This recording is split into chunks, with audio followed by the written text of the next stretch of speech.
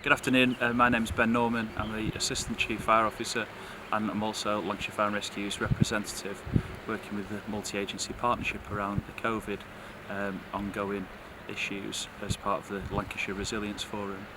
Today I've been particularly focused on some hugely unhelpful incidents that we've had. Two incidents today. It's been a busy few days for Lancashire Fire and Rescue Service. We had a significant incident to deal with on Winter Hill. Thankfully we've managed to have some success there and contain that to a relatively small area compared to the vast fire we saw 2 years ago. But then sadly that wasn't the only incident we've seen this week, and we've had two very large incidents. One started yesterday over in Darwin, and I've been there earlier on today to see the 8 fire engines, huge number of specialist assets, 4x4 tracked vehicles, working closely with the landowners and United Utilities and some of their assets. But sadly that means that we're going to have in the region of 50 to 60 of our firefighters through this COVID emergency focused on an incident that was wholly avoidable.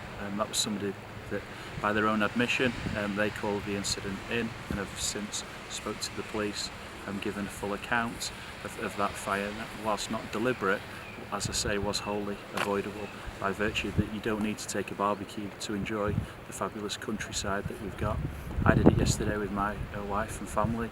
We took a picnic, we enjoyed the weather, we enjoyed the countryside, and others can do exactly the same, staying within the parameters. You don't need to take camp stoves, you don't need to smoke in those environments, you need to take glass bottles away so that doesn't act as a magnifier to the sun. There's some very easy steps to stay away from to stop incidents. And then sadly this afternoon we've seen a second fire break out here, where we've now got another 10 fire engines. We're trying to get water from a nearby reservoir to make some inroads to put out a forest fire that, whilst still investigations are ongoing, is highly likely to have been caused either deliberately or accidentally by somebody being careless with materials in and around the forest. So we make a huge plea for people just to consider how they use our beautiful countryside, none more so through the COVID emergency, where we're trying to social distance, we're trying to support other partners, the people that are shielding, we're trying to help other agencies deal with COVID in that multi-agency partnership approach. And clearly vast incidents like this hugely hamper that work.